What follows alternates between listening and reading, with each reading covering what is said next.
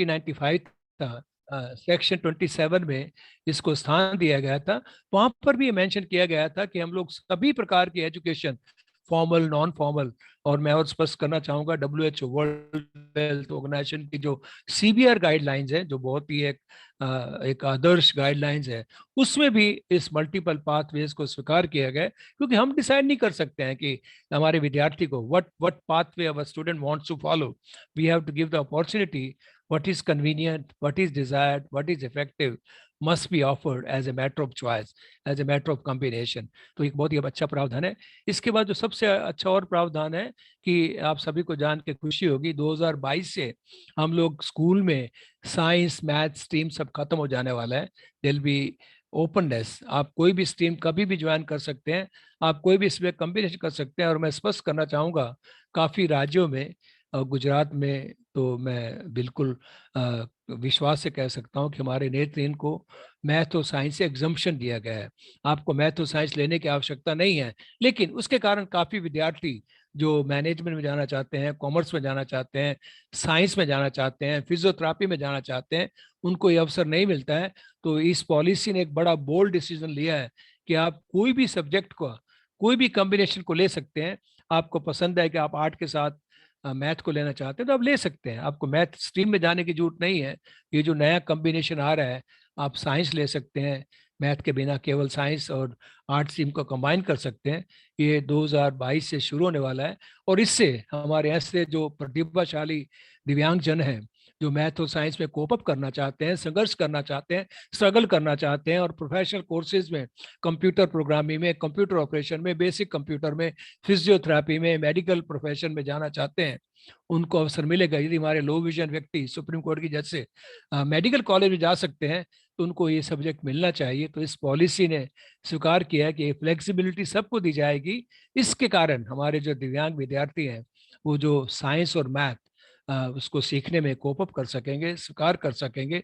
और इसके कारण उसको टेक्नोलॉजी को, जो technology is a game changer, यदि टेक्नोलॉजी आप उपयोग करो तो आप सब मटेरियल एक्सेस कर सकते हैं, तो उसको स्वीकार कर सकते हैं। तो ये हमारा सेक्शन 4.9 की जो हमारा कॉम्पिटिटिव डिसएडवांटेज था कि हमारे नेत्रहीन, हमारे डेफ, हियरिंग इम्पेयर्ड और हमारे स्पेशली बच्चों को इन मैथ और साइंस से बकात रखा जाता था, इनको इनको अछूत माना जाता था, कंप्यूटर को अछूत माना जाता था। इस पॉलिसी ने वो सभी डिफरेंस खत्म कर दिया है, और सभी को ये चॉइस रहेगी कि आप कॉम्बिनेशन में जा सकते हैं। और क्योंकि हमारे जो दिव्यांग विद्यार्थी हैं, उनके पेरेंट्स को ज़्यादा खर्च करना पड़ता है, बुक्स लेनी पड़ती हैं, उनको व्यवस्था करनी पड़ती है, तो पेरेंट्स को कैश इंसेंटिव मिले, ये मैं मानता हूँ कि शायद पहला देश है कि जिसने पेरेंट्स को कैश इंसेंटिव मिले ताकि बच्चों का एनरोलमेंट और रिटेंशन बढ़े।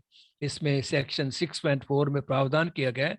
अभी इसको अमल में लाना बाकी है, लेकिन बहुत ही साहसिक और बहुत ही उचित, this very bold and very proper initiative which the government has taken. Now, I like to all request you that please, wherever you are, in whatsoever position you are teaching, you are managing, you are guiding, you are counseling, you are into therapeutic intervention, you are a medical professional, please promote technology. Our children with disabilities, visual impairment, sensory impairment, hearing impairment, if they use the technology, आज देखो ना हमारे वहाँ hearing impaired बच्चे हैं, आज आज वो व्हाट्सअप यूज करके, व्हाट्सअप कॉल से वो बखूबी कम्युनिकेट करते हैं, शायद किसी और व्यक्ति की तरह। वो व्हाट्सअप और साइन लैंग्वेज को कंबाइन करके बहुत ही अच्छा कम्युनिकेट करते हैं। आज हमारे नेत्रहीन जो विद्यार्थी हैं, वो व्हाट्सएप कॉल से, ऑडियो कॉल से, टेक्नोलॉजी से काफ़ी अच्छा कम्युनिकेट करते हैं। मोबाइल यूज़ करते हैं, लैपटॉप यूज़ करते हैं, कंप्यूटर यूज़ करते हैं, स्क्रीन रीडिंग सॉफ्टवेयर यूज़ करते हैं। मेरी आप सबसे हाथ जोड़ के गुजारिश है कि आप टेक्नोलॉजी को एक बेस बनाइए, और सभी को कम्युनिकेशन में, सब में टेक्नोलॉजी मिले तो उसको आगे बढ़ाइए। और रिसर्च को भी इसमें स्थान दिया गया है सेक्शन 6.5 में, क्योंकि हमारे देश को भी बहुत आगे जाना है। हमको नए नए साधन, नई पद्धति, नए method, we have to develop all this new thing. तो this policy recognizes importance of research. एक नया प्रावधान आया है कि स्पेशल एजुकेशन जोन बनाए जाएंगे, ताकि जहाँ पर कम बच्चे होते हैं, इंक्लूसिव एजुकेशन कठिन हो जाता है। इसलिए ऐसे डिस्ट्रिक्ट कि जहाँ पर बहुत काम नहीं हुआ है, उनको एस्पिरेशनल डिस्ट्रिक्ट, सिलेक्टेड डिस्ट्रिक्ट के अहदा दिया, एक स्टेटस दिया जाएगा। और वहाँ पर ताकि इन हमारे दिव्यांग बच्चों को बड़ी संख्या में लाभ मिल सके, तो स्पेशल एजुकेशन जोन बनाया जाएगा। उस जोन में आप किसी भी स्कूल में किसी भी क्लास में जाकर अटेंड कर सकते हैं, एक से दूसरे स्कूल में जा सकते हैं। पूरा जोन एक सामूहिक होगा और एक बहुत ही बोल्ड इनिशिएटिव है जो अमल में आने से हमारे विद्यार्थियों को बहुत लाभ होगा। और हमारे जो स्पेशल नीड जो चिल्ड्रन है, इसमें गर्ल्स एजुकेशन में बड़ा फोकस दिया गया। आप मेरे से सहमत होंगे, सभी मेरी बहनें जो मेरी बात सुन रही हैं, आप नसीबदार हैं। लेकिन हमारे देश में गर्ल्स एजुकेशन, खासकर in the case of person with disability, बहुत ही लिमिटेड है, वो पीछे रह गई है। इसलिए पॉलिसी ने सेक्शन 6.7 में हमारी कन्याओं को, बहनों को, गर्ल्स को स्पेशल फोकस में लिया जाए, उनके लिए जो स्पेशल नीड्स हैं उनको किया जाए। और यहाँ मैं लिंक करना चाहूँगा इस बात को, rights of person with disability act में पूरा एक सब सेक्शन देकर स्वीकार किया गया, गर्ल्स और चिल्ड्रन दोनों को स्वीकार किया गया है, जिसको पॉलिसी ने भी उसके अनुरूप स्वीकार किया है। और इस पॉलिसी को आगे बढ़ाने के लिए एक इंक्लूजन फंड बनाया जाएगा। सरकार एक अलग से फंड बनाएगी ताकि उसमें जो एडिशनल कॉस्ट आती है, जैसे आप जानते हैं कि समग्र शिक्षा, जिसको पहले सर्व शिक्षा कहते थे, उसके तहत दिव्यांगजनों के लिए 3,200 का स्पेशल बजट है, जिसको शायद थोड़े समय में 4,000 किया जाएगा। तो इसलिए एक अलग फंड बनाया जाएगा ताकि हम लोग हमारे दिव्यांग विद्यार्थियों को शिक्षक की मुख्य धारा के साथ जोड़ सकें। उसमें आने वाला खर्चा इस फंड से आए, उसके लिए प्रावधान किया गया है। और अभी मैं आपके साथ इस पॉलिसी की जो एक लैंडमार्क अचीवमेंट है, आलोक जी, ये पॉइंट आप अवश्य नोट कीजिएगा। जी मोस्टली सर। पॉलिसी और कानून अलग होते हैं। पॉलिसी पॉलिसी जी होती सर। है, कानून कानून होता है। पर पहली बार हम सबके आग्रह से यदि हम लोग इसको, इस सेक्शन को नहीं लेके आते हैं, तो दिल कॉन्फ्लिक्ट हो जाएगा पॉलिसी और rights of person with disability act में। आपको जान के बहुत खुशी होगी कि पॉलिसी ने बहुत साहसिक रूप से एक सेक्शन में सभी जो rights of person with disability act 2016 के प्रावधान है, मैं थोड़े प्रावधान आपके सामने पेश करूंगा, चैप्टर 6.10 में उन सभी को एंडोर्स किया है। और ये ब्लैंकेट अप्रूवल दिया है कि जो भी कानून के प्रावधान है, जो भी GR, government resolution, government orders, government schemes, और जो भी इश्यू हो चुके हैं अथवा होंगे, जो जजमेंट आ चुकी हैं अथवा आएंगी, जो इम्प्लीमेंट करने के लिए हमारे कानून को जो भी शिक्षा के साथ किया जाएगा, वो सभी को ये पॉलिसी स्वीकार करती है। मैंने कभी किसी देश की पॉलिसी इतनी साहसिक नहीं देखी है कि जब पॉलिसी ने ब्लैंकेट रूप से उस देश के कानून को स्वीकार किया है, प्रमोट किया है, उसको अपने अपने ड्राफ्टिंग में जगह दी है। और बहुत गर्व होता है कि हमारे देश ने, और खासकर जो प्रिंट मटेरियल को एक्सेस करना, टेक्नोलॉजी का उपयोग करना, असिस्टिव डिवाइसेस का उपयोग करना, रीजनेबल अकोमोडेशन, ये एक अमेरिकन टर्म है जिसको पहली बार हमारे कानून में लिया गया है, ताकि जो जो वस्तु, जो भी सपोर्ट, सहायता, कंसेशन, एंटाइटलमेंट किसी दिव्यांग व्यक्ति को चाहिए, जो उसको किसी बिन दिव्यांग के लेवल तक ला सकता है, वो जो भी किया जाता है उसको हम लोग रीजनेबल अकोमोडेशन कहते हैं। मान लो कि ट्रांसपोर्ट को मॉडिफाई करना है, स्कूल एनवायरनमेंट को मॉडिफाई करना है, उसको मोबाइल देना है, उसको स्क्रीन रीडिंग सॉफ्टवेयर देना है, हियरिंग एड देना है, कोक्लियर इम्प्लांट करना है, ये सभी, व्हील चेयर देना है, कैलिपर, क्रचेस, वॉकर देना है, इन सभी को रीजनेबल अकोमोडेशन में क्लब किया गया है। और इसको कानून में भी जगह दी गई है और पॉलिसी में भी जगह दी गई है। और हमारे वहाँ आप जानते हैं कि हायर एजुकेशन में 5% रिजर्वेशन है, उसको भी पॉलिसी ने स्वीकार किया है। और हमारे टीचर्स को, जो टीचर्स पहले पढ़े थे जब विकलांगता का इतना जोर नहीं दिया जाता था, उनको इसकी जानकारी नहीं है। आप टीचर्स को ब्लेम नहीं कर सकते। आप ये नहीं कह सकते कि टीचर ये नहीं करता, टीचर वो नहीं करता, टीचर समझता नहीं है। वो कैसे समझेगा, उसको कभी बताया नहीं गया है। इसलिए टीचर्स को सेंसिटाइज किया जाए, उनको ओरिएंट किया जाए। और इसके लिए समग्र शिक्षा में बहुत बड़ा प्रावधान किया गया है। गुजरात में हमने 25,000 टीचर को ऐसा ट्रेनिंग दिया है। पूरे कंट्री में हर एक क्लास टीचर को दिव्यांगता के बारे में तालीम दी जाए, ओरिएंटेशन दिया जाए, इसको स्थान दिया गया है। और हर एक स्कूल को, हर एक शिक्षा के जो मंदिर हैं, उनको एक्सेसिबल बनाया जाए, सुगम्य बनाया जाए। और इसको पॉलिसी में स्थान दिया गया है, कानून में स्थान दिया गया है। और एक्सेसिबल इंडिया कैंपेन, जो भारत सरकार का एक कैंपेन है, सुगम्य भारत अभियान, उसमें जगह दी गई। और यहाँ पर मैं बताना चाहूँगा, आप सब नोट कीजिए, VOSP, वॉइस ऑफ SAP, एक बहुत पावरफुल एप्लीकेशन है, ऐप है, VOSAP।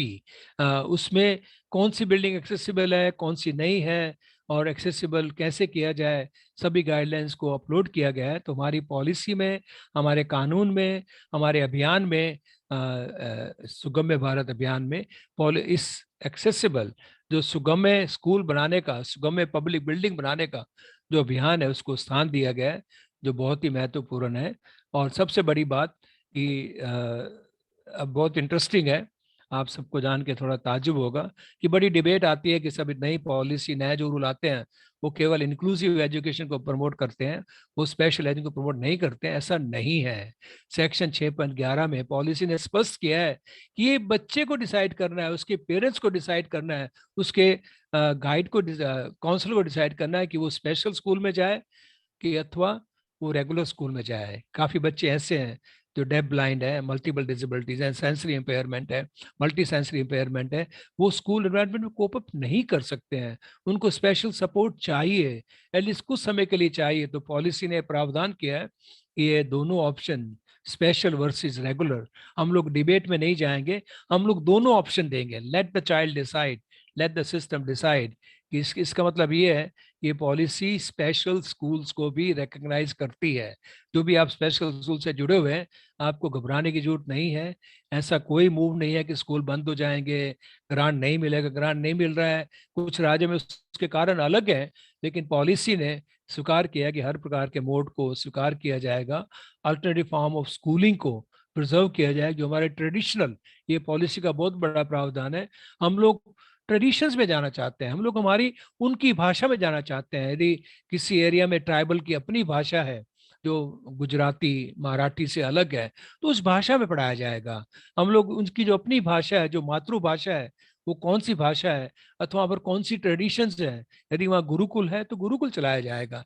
यदि वहाँ पर अलग प्रकार की शिक्षा है तो सबको जो ट्रेडिशंस है उसको भी स्वीकार किया गया है। और मैं मानता हूँ कि हमारे देश की मानता है कि सभी पेडागोगिकल स्टाइल, हर एक स्टाइल का अपना एडवांटेज डिसएडवांटेज होता है, लेकिन हमारी पॉलिसी ने सभी स्टाइल्स को, सभी फॉर्म ऑफ स्कूलिंग को, सभी ट्रेडिशंस को स्वीकार किया है।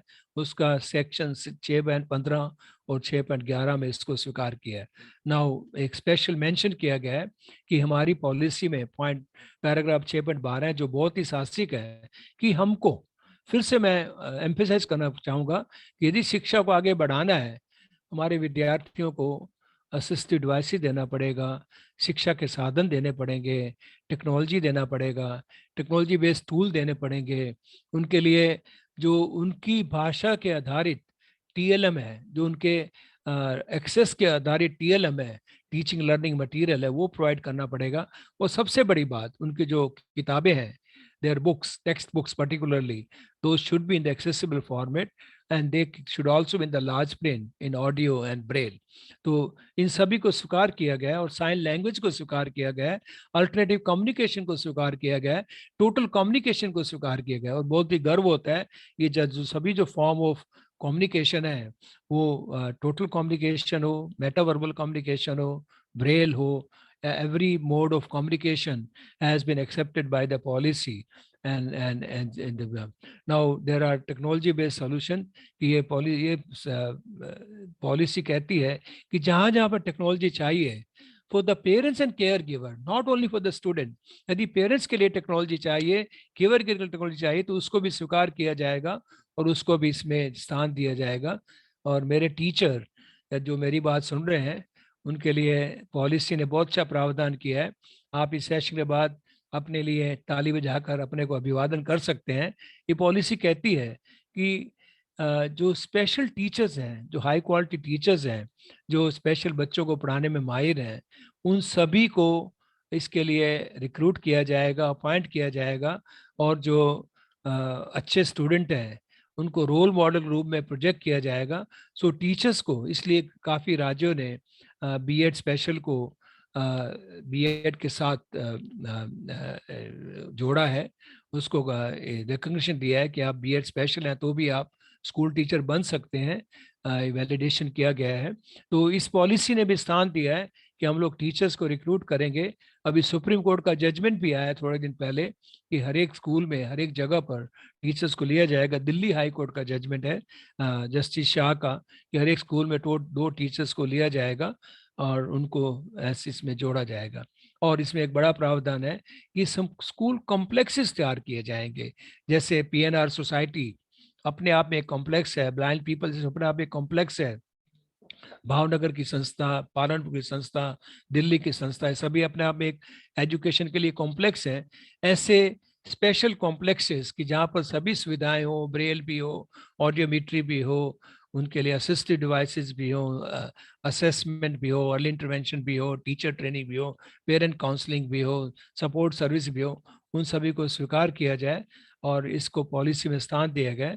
और जो प्राइमरी, सेकेंडरी और हायर एजुकेशन कि जो उसमें ट्रांजिशन आता है, उस ट्रांजिशन को भी इसमें स्वीकार किया जाए ताकि हमारे बच्चे एक लेवल से आगे जा सके। मैं दुख से बताना चाहूँगा कि हमारे दिव्यांग जन में रिटेंशन रेट बहुत कम है, ड्रॉप आउट रेट बहुत ज़्यादा है, खासकर प्राइमरी से सेकेंडरी में, सेकेंडरी से हायर सेकेंडरी में, हायर सेकेंडरी से कॉलेज में काफ़ी ड्रॉप आउट हो जाता है।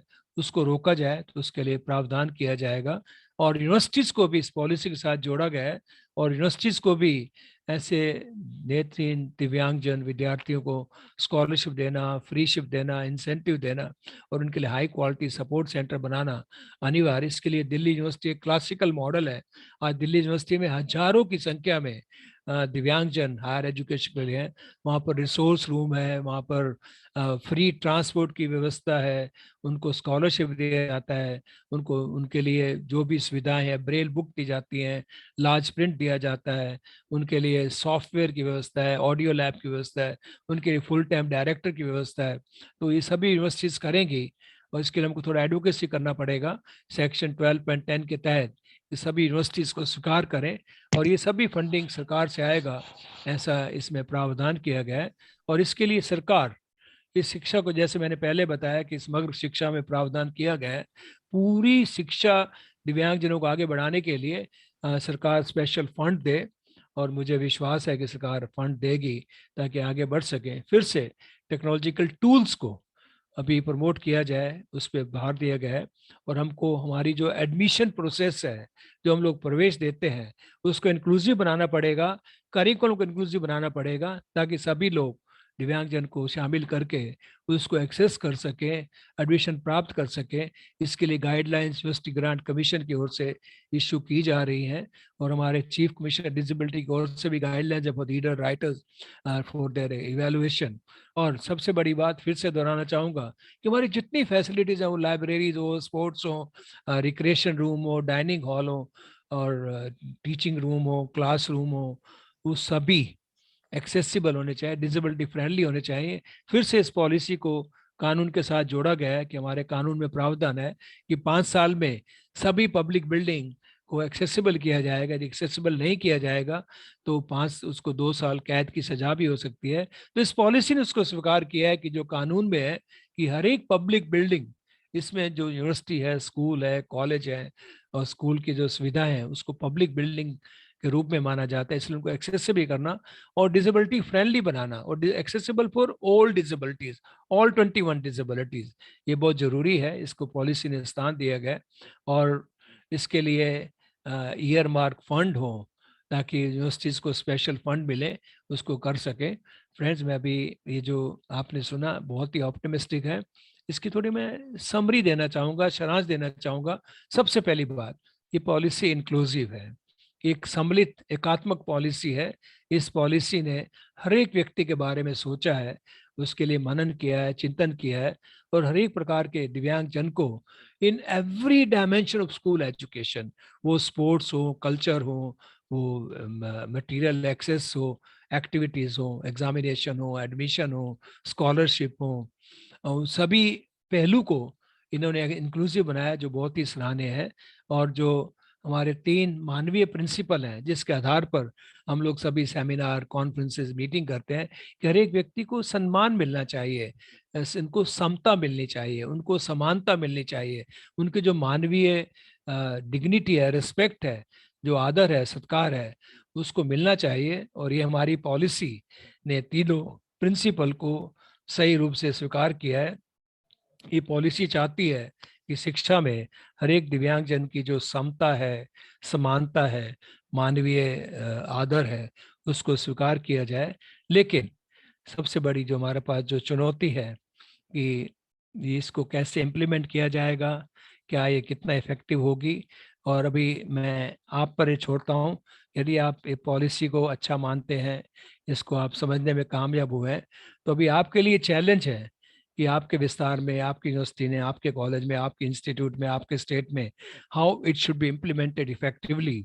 We need to do advocacy, we need to join hands and we to sensitize the bureaucrats, we sensitize the minister, sense everybody. Now, policy is there, law is there, government orders are there, government resolutions are there, executive orders are there, everything is in our hand. और मैं आपको एक खास request करना चाहूँगा कि nabgujarat.org एक website है, आई रिपीट nabgujarat.org, जिस पर सभी पॉलिसी, सभी कानून, वो सभी गुजरात के GR, government orders, government judgment, supreme court के जजमेंट, सभी को अपलोड किया गया। आप कभी भी डाउनलोड कर सकते हैं, उनको स्टडी कर सकते हैं। उसके बाद भी आपको लगे कि कुछ आपको और जानकारी चाहिए, तो आप यूट्यूब पर जा सकते हैं।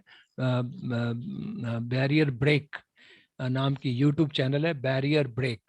उस पर काफ़ी बड़ी मात्रा में यूट्यूब पर ये सब अपलोड किया गया है, आप उनको सुन सकते हैं। वो तभी भी आपको जानकारी की कमी हो तो आप ऑर्गेनाइज से मेरा नंबर ले सकते हैं, आप नोट कर सकते हैं, आप कभी भी अप्रोच कर सकते हैं। यदि आप एक कदम चलोगे तो हम आपके साथ 10 कदम चलेंगे, क्योंकि जब तक इस पॉलिसी को, इन कानून को, इन गवर्नमेंट ऑर्डर को अमल में नहीं लाया जाए, तब तो इनका कोई मतलब नहीं है। ये सोने वाले टाइगर हैं, ये सो रहे हैं, उसको जगाना पड़ेगा। यदि टाइगर जाग गया, टाइगर फॉर्म में आ गया, तो बहुत काम हो जाएगा। इन शब्दों के साथ मैं आपको कुछ समय प्रश्न क्वेश्चन आंसर के लिए देना चाहूँगा। और मैं आप सभी का बहुत ही आभारी हूँ कि आपने मेरा मिक्स हिंदी और इंग्लिश को सुनने की चेष्टा की। और किसी भी सेक्शन में आपको जानकारी चाहिए, you want more information, you welcome to ask me. I now request the organisers to take care of the further session. Thank you very much. Hello जी सर, अभी जैसे आपने बताया था कि सुप्रीम कोर्ट के उसमें कि 2 विशिष्ट शिक्षकों का रूल है, तो सर हमारे इधर स्टेट गवर्नमेंट तो ऐसा कुछ मानती नहीं है। स्टेट, आप कौन सी स्टेट की बात कर रहे हैं? हम जी राजस्थान से कर रहे हैं सर। तो एक गुजरात हाई कोर्ट का जजमेंट है और वो कॉपी वेबसाइट पर अवेलेबल है। और गुजरात में हमारा जो IEDSS टीचर थे 1245, आप सबको जी जान सर। के ताज्जुब होगा, खुशी होगी कि उनको टीचर्स का सैलरी दिया गया है स्कूल में नहीं है। और 2013 से एरियर्स दिए गए हैं, ग्रेचुटी, प्रोविडेंट फंड सब में कवर किया गया है। देखो भैया, राजस्थान हो के गुजरात हो, सभी सरकारें फाइनेंशियल बर्डन का बहाना बनाकर अथवा उसके परिप्रेक्ष्य में ये सब टीचर्स की पोस्ट को कम करना चाहती हैं, खर्च बचाना चाहती हैं। तो आप कितना संघर्ष करते हैं। हमारे गुजरात में हम लोग संघर्ष करते रहते हैं, लगे सौरभ रहते हैं। पुनानी सर, हाँ जी, गुजरात में कोई प्राइमरी स्कूल में कोई टीचर नहीं है, सब एसएससी वाले चलाते हैं या क्योंकि उनको मर्ज किया कॉन्ट्रैक्ट गया के है। अंदर। हाँ जी, कॉन्ट्रैक्ट में रहे, फुल पेमेंट पे नहीं है सर। या नहीं एक्चुअली, एसएससी सर अंतर्गत है। गुजरात में कोई ऐसा नहीं मानते। नहीं गुजरात की कुछ कम सर। नहीं, ऐसा तो नहीं है। ऐसा नहीं है कि टीचर नहीं है, टीचर बड़ी संख्या में है, नए टीचर की कमी है। और नहीं जो सर, गुजरात में कोई नहीं है, परमानेंट नहीं है टीचर। नहीं नहीं, ऐसे नहीं है। जो आपका विद्या नहीं सहायक सर, है सही में जिसके, हम गुजरात से बोल रहे हैं, हम एसएससी के अंदर काम कर रहे हैं। गुजरात में कोई ऐसा नहीं है सर। हाँ, आप SSA की बात करिए, बाकी गुजरात में तो है। SSA केवल एक हिस्सा नहीं है है। सर, कोई प्राइमरी स्कूल नहीं में नहीं, नहीं है। पुनानी साहब की बात सही है भैया, मैं भी IDSS में हूँ, हमको सभी बेनिफिट मिले हैं। Thank you Ponnani sir. नहीं नहीं, देखो भरत जी, आईडीएसएस भरत वाले को शेलर जी, नहीं है। मेरी बात सुनिए। देखो अभी ये आपको संगठित होना पड़ेगा। यदि सर हमने कई बार IDSS में, रजूआत किया है। नहीं नहीं, हमने रजुआत एसएससी तो वाला में कई देखो बार देखो रजूआत भैया। किया है, मगर कोई जान में नहीं हाँ लेते सर। हाँ, इसके लिए आपको कोर्ट में जाना पड़ेगा आपको, क्योंकि कोर्ट में भी गए IDSS, हुए हैं। तपन जी ने जो कोर्ट बात में भी गए बताई, हुए हैं। नहीं आपको देखिए, मेरी बात सुनिए। ये सरकारें तो ये सब में आनाकानी करती हैं, गुजरात में भी प्रॉब्लम है, महाराष्ट्र में है, गुजरात में, सब जगह है। लेकिन लेकिन इसके लिए संघर्ष करते रहना पड़ेगा। नहीं, IDSS हमारा वालों को भी संघर्ष तो 4 चालू साल ही तक है सर। संघर्ष करना पड़ा। और आप एक बात ध्यान रखिए, आप टीचर हैं, आप तो समझेंगे, यदि एक बेनिफिट IDSS में दिया जा सकता है तो SSC में क्यों नहीं दिया जाए? आप इस सवाल का आप वही तो जवाब मांगेंगे। यदि एक टीचर ये जो किससे मांगे? IDSS के माध्यम से आया है, यदि उसको बेनिफिट दिया जा सकता है तो SSC के टीचर को क्यों नहीं दिया जाए? उसका कोई कारण नहीं है। ये हमारी कमजोरी है कि हम लोग इतने स्ट्रांग नहीं है, सरकार को झुकाना पड़ता है। IDS के टीचर ने मिलकर, 1248 टीचर ने मिलकर एक जो भारत की पहली बोल्ड जजमेंट है जिसको सुप्रीम कोर्ट ने स्वीकार किया है, हमारे लिए एक आशा की किरण है। हमको दूसरों से सीखना डेफिनेटली पड़ेगा, डेफिनेटली उसका सर। उपयोग करके आप सभी जा सकते हैं। क्योंकि सरकार तो केवल हमारी आवाज नहीं सुनती है, सरकार हमेशा आसानी से नहीं मानती है, लेकिन सरकार को भी जगाना पड़ता है। आपकी बात सही है, ये प्रॉब्लम खाली गुजरात में नहीं, पूरे देश में है। लेकिन उस नहीं, प्रॉब्लम को कैसे हल किया भारत के जाए? कई स्टेट के अंदर, हरियाणा, पंजाब, राजस्थान में अभी अभी हुआ है, उत्तर प्रदेश में हुआ है, मगर गुजरात में नहीं हो रहा सर। हाँ, तो वो आपकी कमजोरी है ना। सर आपको हमारे आपको हमें गाइडलाइन कीजिए श्योर सर। श्योर श्योर, मैं तो SS वालों को एक नहीं 5 साल से बोल रहा हूँ कि आपको संगठित होकर आपको एक कोर्ट का रक्षण मिला हुआ है, आपके सामने जजमेंट है। ये जजमेंट सभी को लागू, आप उसमें हमें टीचर शब्द का उपयोग किया गया है, उसमें उपयोग किया कि स्पेशल टीचर को सेम सैलरी मिलना चाहिए, तो आपको उसका बेनिफिट क्यों नहीं मिलना चाहिए? आपको इसके लिए संघर्ष करना पड़ेगा और गुजरात सरकार को भी जगाना पड़ेगा। और मैं आपके साथ हूँ, हमारी संस्था, हम सभी आपके सर, साथ हैं। आप हमें कोऑपरेट कीजिए, हम आपको मिलने के लिए आएंगे BPA में। मैं BPA में ही डेफिनेटली, पढ़ा मोस्ट वेलकम मैं एनी BPA टाइम में ही आप। पढ़ा हूँ। विपिन भाई और मिस्त्री सर, सब लोगों को मैं पहचानता हूँ सर। मैं आपको विपिन मेहता, हाँ हाँ हाँ। नहीं आप थैंक यू आइए, पुनानी हम सर। लोग, हाँ जी, आपका थैंक यू सर। आपका उस वक्त हमें बहुत गाइडेंस मिला था। बीच में बोल रहा हूँ, सॉरी। मैं नहीं नहीं, बोले NAB बोले। जूनागढ़ से हूँ सर, पुनानी सर। और हम गलत ट्रैक पे जा रहे हैं भरत भाई। जो पुनानी साहब ने माहिती इंफॉर्मेशन दी वो बिल्कुल सही थी। सब बेनिफिट हमको आईडीएस मिला है, 60 मिल के रहा है। लिए, मगर SSA के और लिए हमारी नहीं मिला। यूनिटी थी और BPA अहमदाबाद का बहुत बड़ा गाइडेंस था उसमें। Thank you Ponnani sir. You हाँ, वेलकम। इसलिए तो एक्चुअली हम मेरे पुरानी सर से नहीं, बोल रहे हैं कि हमें गाइड करो। हाँ श्योर, आप डन, आप गाइड करने के लिए तैयार है, आपको गाइड हम करेंगे। हम अभी मेरी आपसे रिक्वेस्ट है कि मिलेंगे अपने सर। ये जो टॉपिक है ना, थोड़ा कंट्रोवर्शियल है, लेकिन जो दूसरे पार्टिसिपेंट्स हैं, आपको NEP, नेशनल एजुकेशन पॉलिसी, क्योंकि आप कभी देश के लिए भी सोचिए, दिव्यांग बच्चों के लिए भी सोचिए। आपकी समस्या है लेकिन सही है, लेकिन पॉलिसी में क्या है? पॉलिसी में आपकी क्या जवाबदारी बनती है? आप पॉलिसी में क्या करना चाहिए? उसके लिए पॉलिसी को कैसे अमल में लाया जाए, और पॉलिसी के क्या सैलिएंट फीचर्स हैं, आप उसके बारे में कोई सवाल हो तो, क्योंकि एक ये आपको आदर्श एक अवसर मिला है कि आप नई पॉलिसी के बारे में ज्यादा जान सकते हैं। मैं KL इंस्टीट्यूट का आभारी हूँ, उन्होंने इस टॉपिक को स्वीकार किया। एक बहुत बोल्ड टॉपिक है, और जो भी पॉलिसी होती है उसके आधार पर कानून बनाए जाते हैं, स्कीम्स बनाई जाती हैं। तो इसलिए आप इसको कैसे हम लोग दिव्यांग तक पहुंचे, उन तक लेके जाएं, ये हम सबको देखना है। सर आप बता रहे थे गुजरात का, सर हमको कोर्ट का जजमेंट जो ऑर्डर है सर, हमको वो रिसीव करना है सर। वो कैसे रिसीव होगा? हाँ, क्योंकि यहाँ आप लिख लीजिए NABgujarat.org। आई रिपीट, NAB मैं चैट पे डाल देता हूँ, NABgujarat.org। आप वेबसाइट पे जाइए, पूरा जजमेंट वहाँ पे है। सर, यहाँ डाउन के राजस्थान के एजुकेशन मिनिस्टर ने कुछ दिन पहले बोला था, स्पेशल टीचर क्या होते हैं? हमने तो पहली बार सुना है। इनके भी कोई पद होते हैं क्या? हमारा सर तो राजस्थान, उनके उनकी उनकी अज्ञानता है, वो अज्ञान आदमी है। नहीं सर, अम, हमारा राजस्थान में कई दिनों से धरना प्रदर्शन भी चल रहा है बेरोजगारों के लिए हाँ जी, कि हाँ जी। स्पेशल टीचरों के लिए सर कोई वैकेंसी निकाले। तो उन्होंने तो स्पष्ट मना कर दिया, अभी तो कोई वैकेंसी नहीं है। जबकि साला दर्पण जो पोर्टल है उसपे सर 77,000 कुछ दिव्यांग बच्चों को दिखाया गया है सर। तो सर यहाँ नहीं की गवर्नमेंट जागरूक ही नहीं हो रही सर।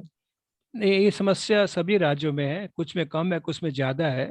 आपको ये संगठित होकर ये करते रहना पड़ेगा आपके अधिकार के लिए, क्योंकि आपका अधिकार है कि आपको प्रॉपर सैलरी मिले। तो मैं तो आपसे यही गुजारिश करूंगा। लेकिन हमारा क्या होता है कि हम लोग टूल्स, जो वास्तविक टूल्स हैं, उसका उपयोग नहीं करते हैं। अभी सुप्रीम कोर्ट का जजमेंट है, हाई कोर्ट का जजमेंट है, दिल्ली हाई कोर्ट का जजमेंट है, आप स्टडी करिए। आपके एडवोकेट को बताइए कि यदि ये गुजरात में, तो राजस्थान में क्यों नहीं है? ऐसा तो नहीं है कि राजस्थान का कानून अलग है, गुजरात का अलग है। कानून तो पूरे देश का एक ही है। खाली जी सर। हर एक राज्य का अपनी आर्थिक स्थिति अलग होती है। तो मैं तो हर एक को बोलता हूँ कि जो जजमेंट आपको रेलेवेंट है, जो आपको स्पर्श करती है, मैं स्पष्ट करना चाहूंगा कि जो गुजरात हाई कोर्ट की जजमेंट है वो सुप्रीम कोर्ट ने स्वीकार किया है। सुप्रीम कोर्ट ने उस पर उसको एडमिट किया है, आगे नहीं बढ़ी है सरकार। गुजरात सरकार ने उसको अमल में ला दिया है। 200 करोड़ रुपए के एरियर्स पे किए गए हैं। यदि गुजरात सरकार कर सकती है तो राजस्थान सरकार क्यों नहीं करेगी? इसके लिए आपको खाली धरना करने से काम नहीं होगा। धरने से कुछ काम होता है, वो भी करना पड़ता है, लेकिन अभी हमारा देश एक कानून से संबंधित देश है। आज मैं खाली एक एग्जांपल बताना चाहूंगा। आप कल्पना कर सकते हैं कि एक अल्पदृष्टि व्यक्ति को मेडिकल कॉलेज में प्रवेश मिलेगा? आज हमारे अहमदाबाद में बीजे मेडिकल कॉलेज, जो बहुत ही एक प्रचलित कॉलेज है, the one of the most famous medical colleges, उसमें सुप्रीम कोर्ट के आदेश से अल्पदृष्टि को प्रवेश मिला है। अब थर्ड ईयर में आ गया है। वो 2 साल के बाद डॉक्टर बन जाएगा, क्योंकि कोर्ट कई बार कन्विंस हो जाती है तो अनएक्सपेक्टेड भी करती है। जो आईडीएसएस का जजमेंट है, ये आप बिलीव नहीं कर सकते हैं कि कितना बोल्ड जजमेंट है। इस जजमेंट का उपयोग करके किसी भी राज्य की हाई कोर्ट को इस जजमेंट का आधार लेकर अच्छा एडवोकेट कन्विंस कर सकता है कि यदि ये गुजरात हाई कोर्ट कर सकती है तो दूसरी कोर्ट, क्योंकि आप कानून की बात समझिए, एक हाई कोर्ट का जजमेंट दूसरी हाई कोर्ट को बंधन करता होता है, उसको इग्नोर नहीं कर सकते हैं, उसको उसको फॉलो करना पड़ेगा। लेकिन ये जवाबदारी हमारी है, हमारे एडवोकेट की है, हमारे सिस्टम की है, हम लोग शेयर करें। कोई कोई जज वो जजमेंट ढूंढने नहीं जाएगा, तो आप दोगे तो उसको पढ़ना पड़ेगा। तो मेरी आपसे गुजारिश है, ऐसे जो नया सुप्रीम कोर्ट का जजमेंट आया है, ऐसे दिल्ली हाई कोर्ट का जजमेंट है, हर जगह 2 टीचर होने चाहिए। जस्टिस शाह का वो जजमेंट भी वेबसाइट पर है, और मैं मुझे कहते हो कोई संकोच नहीं है। ये वेबसाइट पर 2 साल से जजमेंट है, खाली 5 लोगों ने इसको डाउनलोड किया है, 5 लोगों ने। आप कल्पना कीजिए कितनी बोल्ड जजमेंट, कि जिसने गुजरात में आईडीएस के पूरे स्थिति को बदल दिया है। आज हमारे जो टीचर हैं, अच्छी सैलरी मिल रही है, अच्छा प्रोग्रेस हो रहा है, रिटायरमेंट बेनिफिट मिल रहे हैं, तो इसको अमल में लाया जा सकता है। और इसको नई पॉलिसी ने स्वीकार किया है कि हमको टीचर्स को अपॉइंट करना पड़ेगा। बाकी वो बात सही है कि राज्य सरकारें एक केवल आपका मुद्दा नहीं है, काफी मुद्दे हैं कि जहाँ सरकारें एक आर्थिक मर्यादा के कारण सब करती रहती है। वो उनका काम करेगी, हम अपना काम करेंगे, उनके साथ झूमते रहेंगे, एडवोकेसी करते रहेंगे। आज नहीं तो कल सूरज तो उगेगा, हमेशा अंधकार तो नहीं रहेगा। आपको आशा की किरण एक जगानी पड़ेगी। और ऐसे जो भी टूल्स हैं, उनको हम टूल्स बोलते हैं, लीगल टूल्स हैं, जजमेंट्स हैं, ऑर्डर्स हैं, सुप्रीम कोर्ट के ऑब्जर्वेशन है, उन सबको कलेक्ट करना पड़ेगा। सबको कलेक्ट करके आप हमें बताइए, हम लोग आपको मार्गदर्शन देंगे। जैसे तपन जी ने बताया, हम लोग अवश्य आपको सपोर्ट करना चाहते हैं, लेकिन शुरुआत तो आपको करनी पड़ेगी, संघर्ष तो आपको करना पड़ेगा। और क्यों नहीं मिले आपको अधिकार? यदि आप पढ़ाते हैं, आप दूसरे टीचर की तरह टीचर हैं, तो टीचर एज ए टीचर, हम लोग स्पेशल। तो ये नई पॉलिसी ने भी स्वीकार किया है। तो मेरी मेरी गुजारिश है कि आप कोई न्यू पॉलिसी के संबंध में आपका कोई प्रश्न हो अथवा आप कुछ जानना चाहें, तो Alok ji, I will be very happy to answer that. जी सर। हेलो। हाँ जी सर। पुनानी सर, मैं आपको अपॉइंटमेंट लेना चाहता हूँ। कौन से नंबर से आप मिलेगी आपकी अपॉइंटमेंट? 7016 ओके। 115181 मैं टाइप कर देता हूँ। एक minute, sorry sir, please repeat. 7016 115181। खाली एक मिनट, 7 नहीं, 0 आप चैट पे आ गए, चैट पे देख लीजिए। Okay okay. मेरी एक ही गुजारिश है कि 8 बजे से पहले फोन करिएगा, क्योंकि मैं सुबह 10 से 8 तक लगातार काम करता हूँ। 8 बजे के बाद 8 बजे के बाद मुश्किल हो जाता है। आप कभी भी फोन कर सकते हैं मैसेज करके, यू मोस्ट वेलकम। और मैंने जैसे बताया, आप यूट्यूब पे भी जा सकते हैं, वहाँ भी सब डिटेल है। क्योंकि पहले जानकारी, नॉलेज इज ए पावर, जितना आप में नॉलेज होगा उतना आप ज्यादा पावरफुल बनेंगे। या I know you very well. Thank you Bharat भाई। आपको मैं देख तो नहीं रहा हूँ, लेकिन आपको सुन के अच्छा लगा। आपको न्यू पॉलिसी के बारे में कोई प्रश्न हो तो आप पूछ सकते हैं, मुझे बहुत खुशी होगी। मुझे आपको ये गुजरात में स्कूल के अंदर 2 टीचर के बारे में जो बोले हैं आप, उसके बारे में जानना है, और उसमें आप हमें सपोर्ट करो, बस, और कुछ नहीं। श्योर माय प्लेजर सर, हम तो उसके लिए हैं। आप जब भी कहोगे। और गुजरात वालों को तो कोई तकलीफ होगी, आपको लॉयर भी चाहिए, डिटेल भी चाहिए, तो will definitely support I am you. Suffering from blindness sir. हाँ जी भरत भाई। तो मैंने आप टीचर हैं?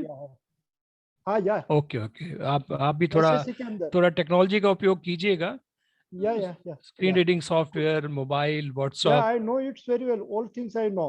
और हमारी जो डिसेबिलिटी गुजरात साइट है, हमारे कच्छ से जो अपलोड होती है, हाँ उसमें सभी लेसन्स गुजराती में 12वीं कक्षा तक ऑडियो फॉर्म में अवेलेबल है। हिमांशु सोमपुरा ने बहुत ही अच्छा काम किया है सभी आई नो लेसन्स को। हेमंत सोमपुरा और Soni sir also I know. हाँ जी, सोनी जी टेक्नोलॉजी में बहुत अच्छा काम कर रहे हैं। हेमंत हाँ चौहान, हेमंत हाँ पंचाल हेमंत पंचाल सूरत से, फ्रॉम वो भी बहुत बचाओ अच्छा काम। हाँ बचाओ। जी, हाँ ये हाँ सभी लोग टेक्नोलॉजी में अच्छा कार्य कर रहे हैं। आप जिसको हाँ भी जानकारी चाहिए, आप रणछोड़ सोनी, हाँ हेमंत पंचाल, हिमांशु सोमपुरा, इनमें या कांटेक्ट आई नो कीजिएगा। ऑल्सो ब्लाइंड पीपल ऑल्सो, या खान ऑल्सो या ऑल्सो, क्योंकि सपाटवाला। या थोड़ा डाइट के साथ काम करते हैं तो हाँ मर्यादा आ जाती है, हाँ जबकि ये पहले तीनों लोग एनजीओ में काम करते हैं तो वो खुलकर आपको काम मदद कर करते सकते हैं हैं। या ओके तो थैंक यू। वेलकम भरत भाई। आपका कोई पॉलिसी से संबंधित सवाल हो तो मुझे बहुत खुशी होगी, क्योंकि मैं चाहता हूं ओके कि आप पॉलिसी, તમે બધા પોલિસીને બરાબર સમજો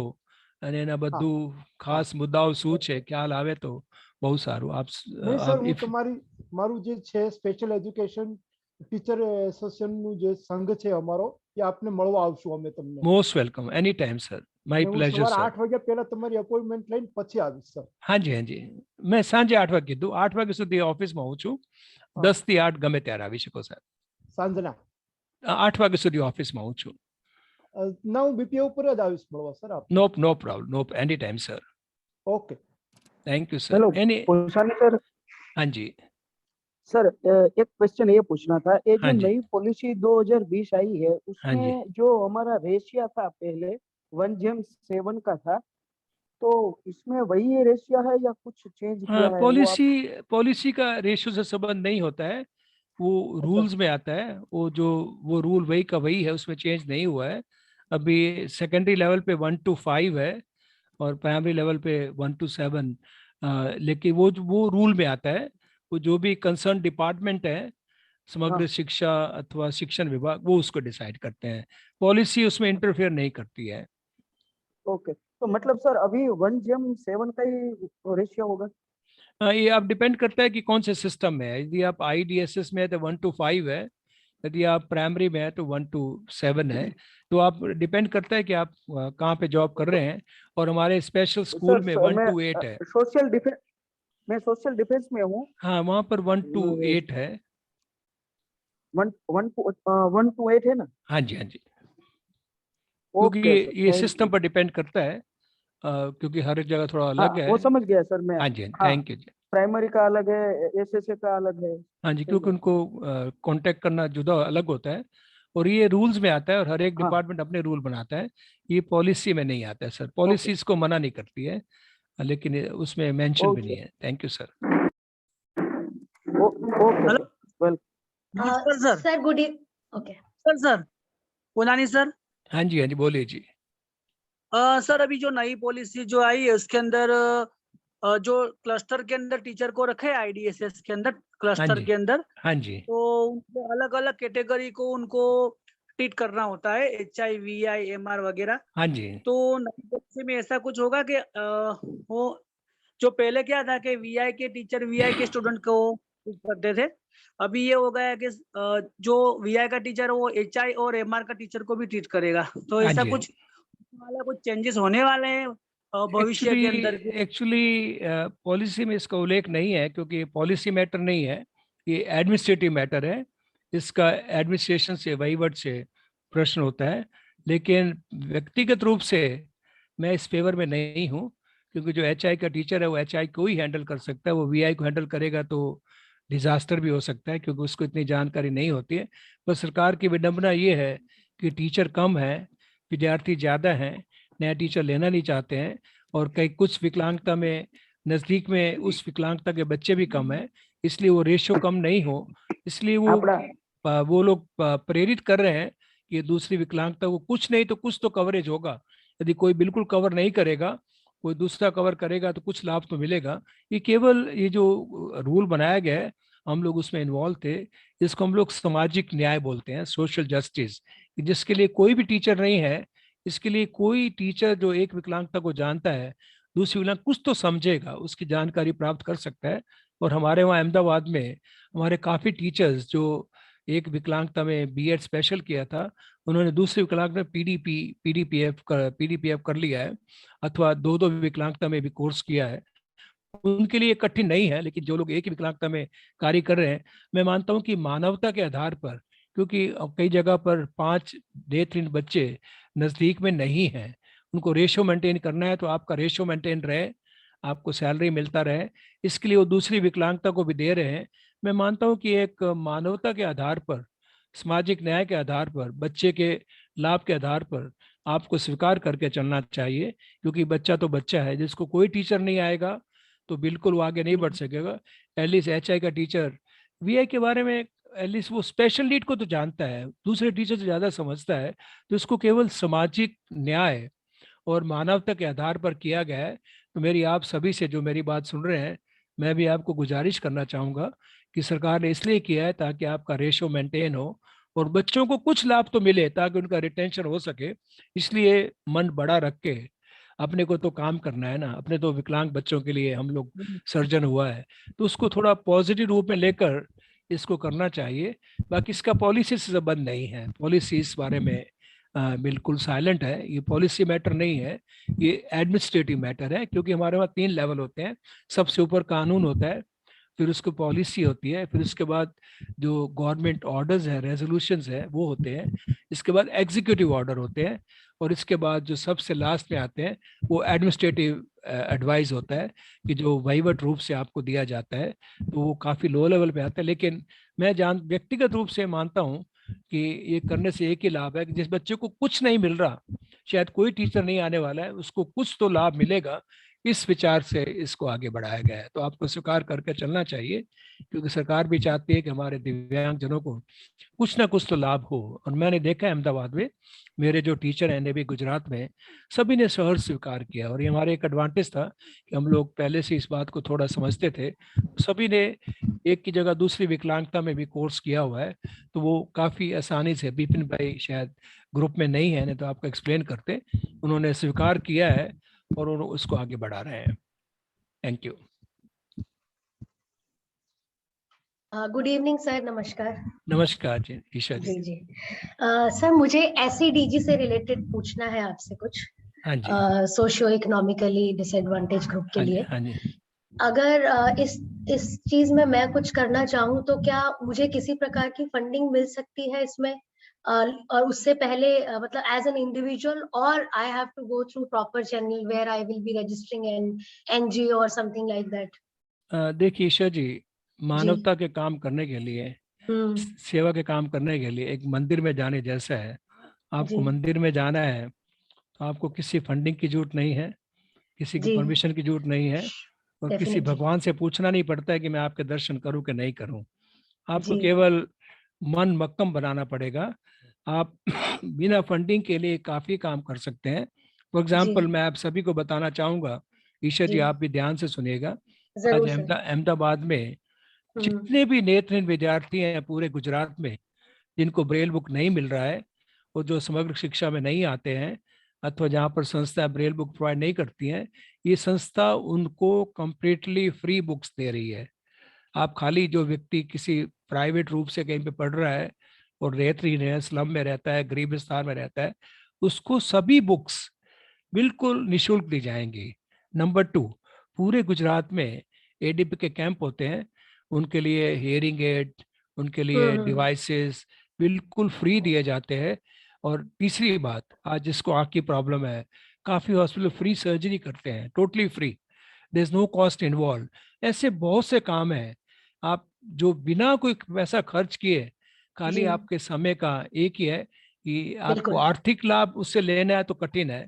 यदि आप साधन संपन्न है, आपको कुछ और कार्य कर रही हैं, हमारे वहाँ काफ़ी ऐसे वॉलंटियर हैं, उनका एक ही काम है कि ऐसे बच्चों को ढूंढ के लाओ और कहाँ से क्या लाभ मिलता है उनको लाभ दीजिए। एक कंपनी है पीडीलाइट ने एक अच्छा प्रोजेक्ट शुरू किया हुआ है कि एक विस्तार में जाएंगे, उस विस्तार में सरकार की कौन सी योजनाएं हैं और किस योजना में क्या लाभ मिलता है, केवल वो लाभ दिलाते हैं। आप सभी नोट कीजिए कि अभी ई श्रम कार्ड, ई-श्रम कार्ड नया जो पद्धति आई है अनऑर्गेनाइज लेबर के लिए, यदि आपके आजू बाजू में ऐसे दिव्यांग अडल्ट हैं कि जो छोटा मोटा काम कर रहे हैं, प्रोविडेंट फंड नहीं है, ईएसआई नहीं है, इनकम टैक्स नहीं है, तो उनको ई श्रम कार्ड में एनरोल किया जाता है। जैसे आपने ई श्रम कार्ड बनाया, उसका आप वेबसाइट पर जाकर भी बना सकते हैं, आप खुद बना सकती हैं। eShramCard.nic.in वेबसाइट पर मैं टाइप कर देता हूँ, आप जाओगे तो आप ये कार्ड हर एक ऐसे व्यक्ति को कि जो गरीब है, मजदूर है, कोई लाभ नहीं मिलता है, आप खाली कार्ड बनाने से उनको 2 लाख का इंश्योरेंस मिल जाता है। और सरकार जो भी अनऑर्गेनाइज लेबर को बेनिफिट देगी उनके जन धन अकाउंट में चली जाएंगी। उसको जोड़ना पड़ता है, आधार कार्ड और बैंक अकाउंट को लिंकिंग करना पड़ता है।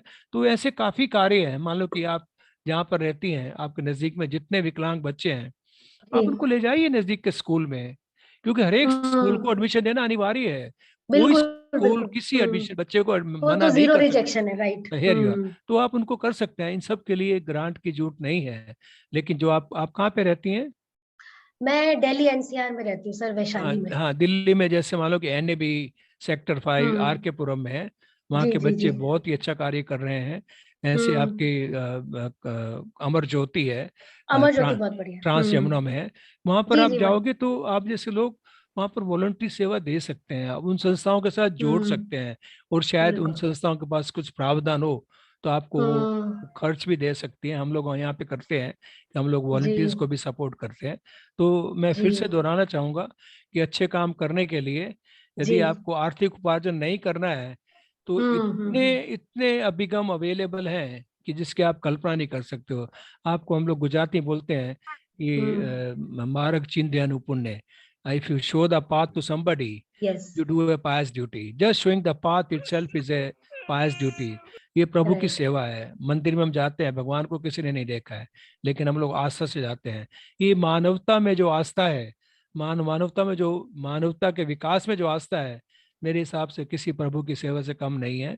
लेकिन आप किस इंटेंशन से करते हैं, कितने फोर्स से करते हैं। आज काफी वॉलंटियर्स पूरे देश में हैं जिन्होंने एक अभिगम बना लिया है कि हम लोग हर रोज एक अच्छा काम करेंगे। किसी एक बच्चे को स्कूल में लेके जाएं, किसी एक को हम लोग राइटिंग स्लेट देंगे, किसको सफेद लाकड़ी देंगे, अथवा उनको हेयरिंग एड दिलवाएंगे, अथवा उनको कोक्लियर इम्प्लांट कराएंगे। ये सभी सुविधाएं बिल्कुल निःशुल्क अवेलेबल हैं। दिल्ली में तो बहुत ज्यादा अवेलेबल है, लेकिन प्रॉब्लम ये है जिसको सुविधा, जिसको बेनिफिट चाहिए उसको जानकारी नहीं है, जिसको बेनिफिट देना है वो वहाँ पे जाना नहीं चाहता है। तो आप एक सेतु बन सकते हैं। आप जहाँ बेनिफिट तो आप कर सकते हैं। और मेरे हिसाब से इसमें फंडिंग की जरूरत नहीं है, और आप चाहो तो क्लाउड फंडिंग कर सकते हो। आप अपने दाना मोजो पर जाकर आप पेज कलेक्ट कर सकते हो, आप कलेक्ट कर सकते हो, फेसबुक पर भी कर सकते हो। अभी फिर से शुरू करने वाले हैं कि आप बोलिए कि मैं ये कार्य करना चाहती हूँ, मेरे पास 5 बच्चे हैं, उनको ये चाहिए, आपको क्राउड फंडिंग मिलेगा, अवश्य मिलेगा। जी मैंने किया है, मैंने 2-3 कामों के लिए किया भी है और बहुत अच्छा रिस्पांस था। तो आप विकलांगता के लिए कीजिए, इन बच्चों के लिए भी कीजिए। हाँ, वो भी बच्चे के लिए ही था, राइट। अच्छा रिस्पांस मिला था। और हमारी वेबसाइट पे आप जाके bpindia.org, वहाँ पर आपको कितने प्लेटफॉर्म है सबकी जानकारी दी गई है कि हम लोग सभी प्लेटफॉर्म को यूज करते हैं, और उन सभी पर आप देख सकते हैं, और उनका लिंक भी दिया गया, आप यूज कर सकते हैं, राइट। और ई श्रम जो मैंने आपको बताया, ई श्रम बहुत सही है जी। हाँ, वो बहुत ही एक पावरफुल इनिशिएटिव है। और उसमें आपको जान के ताज्जुब होगा कि यूपी सरकार ने ऐसे डिक्लेयर किया है कि जो ई श्रम कार्ड वाले होंगे उनको तक फ्री ट्रीटमेंट मिलेगा। यदि यूपी सरकार कर सकती है तो और राज्य भी करेंगे, उनको बेनिफिट मिलना शुरू हो जाएगा। मेरी सबसे गुजारिश है कि जो मैंने बात ईशा जी को बताई, आप सभी को लागू पड़ती है। Thank you sir. Thank you sir, धन्यवाद। ईशा जी वो दिल्ली में जेके पॉल सर है, उसका भी काम बहुत अच्छा है। अच्छा जी, किनका बताया सर आपने? करना चाहूंगा, पुनानी सर आगे बता सकता है। जी जी सर, ओके। मैं बीच में इंटरप्ट करना चाहूंगा कि हमारा सेशन जो है वो डिले हो रहा है, तो अब यहाँ से सर ने, पुरानी सर ने अपना कंक्लूड कर दिया है, तो ओवर टू उपाध्याय सर। धन्यवाद संतोष जी। जब इस कार्यक्रम में आपने मेरे लिए आने को कहा तो मैंने कहा कि थोड़ा मुश्किल है, लेकिन जैसे ही आपने मुझसे ये कहा कि डॉक्टर भूषण पुनानी सर इसमें डिलीवर करेंगे अपनी टॉक, तो मुझे लगा कि 3 साल बाद फिर सर को सुनने का अवसर मुझे मिलेगा। शायद सर को याद है या नहीं, हम लोग एमआईटी यूनिवर्सिटी में याद है सर। मैंने सर आपको सुना था। Okay sir. आज मैं और जितने भी लोग हैं वो सब बहुत भाग्यशाली हैं कि आपको सुनने का अवसर मिल रहा है। मेरा सौभाग्य है सर। आपने जो टॉपिक है new education policy 2020 difference to person with disabilities, जितनी आसानी से, सरलता से, सहजता से, सारगर्भित तरह से उसके सारे मुख्य चीजों को हम सब लोगों के समक्ष प्रस्तुत किया है, वो वाकई में सर वो आपका जिसे कहते हैं एक्सपर्टाइज है सर, बहुत अच्छा लगा।